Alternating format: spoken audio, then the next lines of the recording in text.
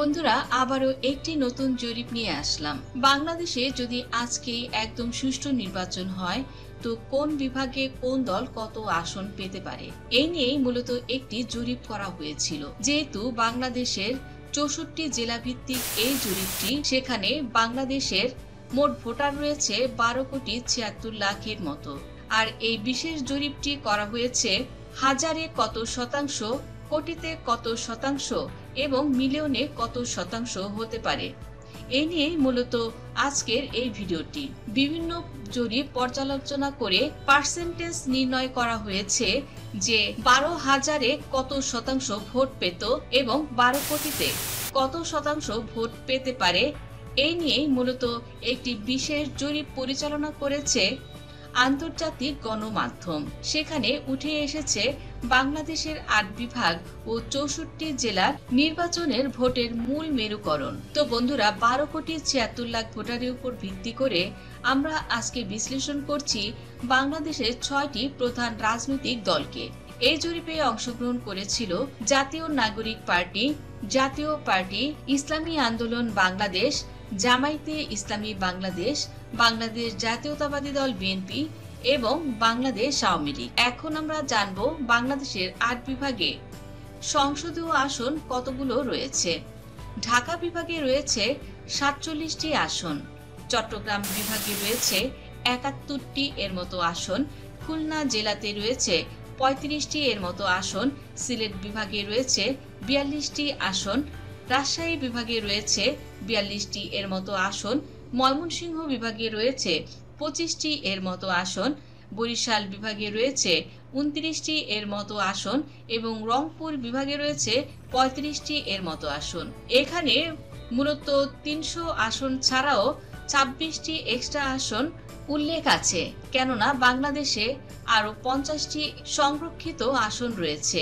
তো বন্ধুরা, এখন আমরা দেখে নিচ্ছি ঢাকা বিভাগের 47টি আসনের মধ্যে বাংলাদেশের এই 6 প্রধান দলের কোন দল কতটি আসন পেতে পারে সেই সম্পর্কে।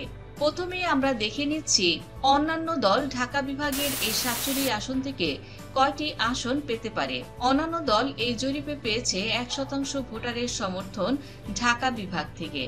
এছাড়া জাতীয় পার্টি পাবে 1টির মতো আসন, ইসলামী আন্দোলন বাংলাদেশ 1টির মতো আসন পাওয়ার সম্ভাবনা রয়েছে, জামায়াতে ইসলামী বাংলাদেশের ঢাকা বিভাগ থেকে 4টি এর মতো আসন পাওয়ার সম্ভাবনা রয়েছে। এছাড়া বিএনপি ঢাকা বিভাগ থেকে 6টি এর মতো আসন পাওয়ার সম্ভাবনা রয়েছে এবং সবচেয়ে বেশি আসন পাওয়ার সম্ভাবনা রয়েছে বাংলাদেশ আওয়ামী লীগের। এছাড়া জাতীয় নাগরিক পার্টি বা এনসিপি এই বিভাগ থেকে কোনো আসন পাওয়ার সম্ভাবনা একদমই নেই। এবার আমরা দেখে নিচ্ছি চট্টগ্রাম বিভাগে যে 71টি আসন রয়েছে। চট্টগ্রাম বিভাগ থেকে বাংলাদেশ আওয়ামী লীগ পাবে 45টি এর মতো আসন এবং বিএনপি পাবে 12টি এর মতো আসন। এছাড়া জামায়াতে ইসলামী বাংলাদেশ পেতে পারে 9টি এর মতো আসন। ইসলামী আন্দোলন বাংলাদেশ চট্টগ্রাম বিভাগ থেকে পাবে 3টি এর মতো আসন এবং জাতীয় পার্টির 1টি এর মতো আসন পাওয়ার সম্ভাবনা রয়েছে।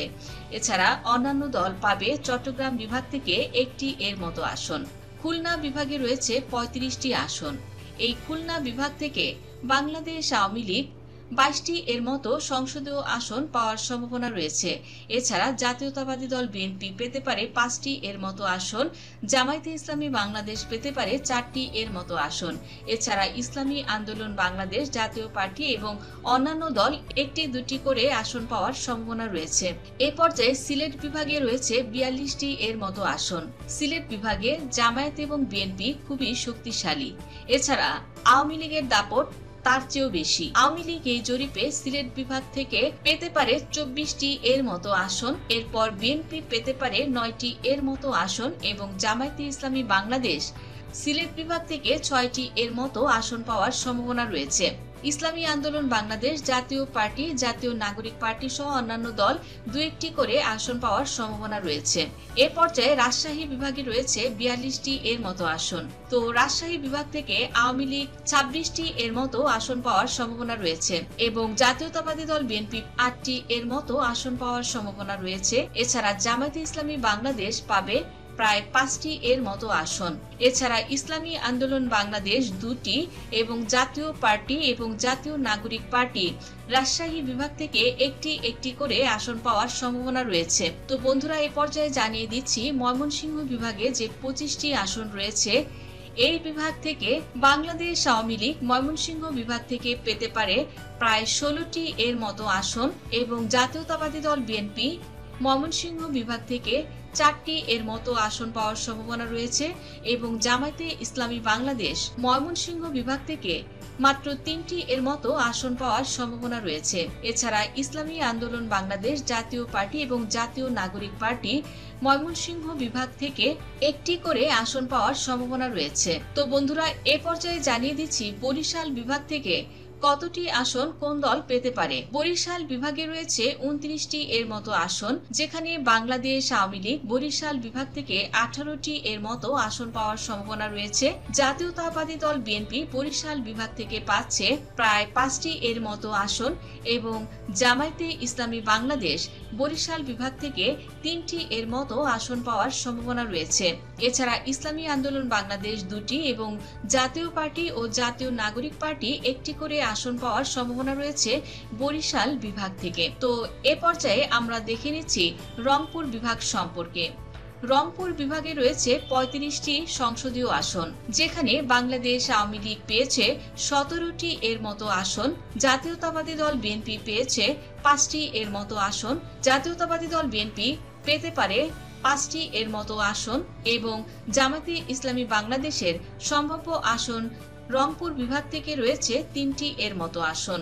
এছাড়া যেহেতু রংপুর বিভাগ, যেটা হোসেন মোহাম্মদ এরশাদের জন্মস্থান, আর জাতীয় পার্টির রংপুর বিভাগে ভালো দাপট রয়েছে, অন্যান্য বিভাগ থেকে জাতীয় পার্টির মোটামুটি 2-3টি আসন করে পাওয়ার সম্ভাবনা থাকলেও রংপুর বিভাগ থেকে জাতীয় পার্টি পাবে 8টি এর মতো আসন, কেননা 25% মানুষের সমর্থন রয়েছে রংপুর বিভাগে জাতীয় পার্টির উপর।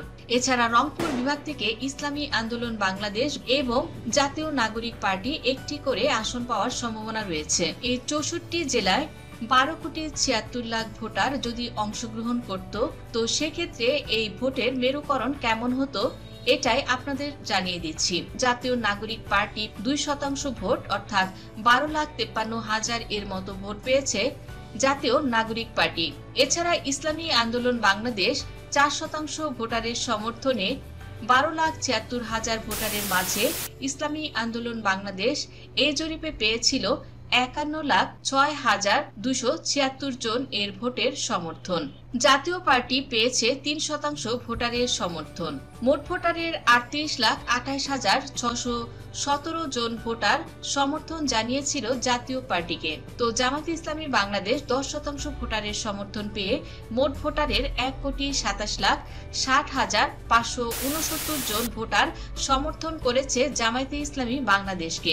এছাড়া জাতীয়তাবাদী দল বিএনপি 64 জেলা ভিত্তিক এই জরিপে পেয়েছিল 12% ভোটারের সমর্থন, অর্থাৎ 1,53,19,448 জন ভোটার সমর্থন করেছে জাতীয়তাবাদী দল বিএনপিকে।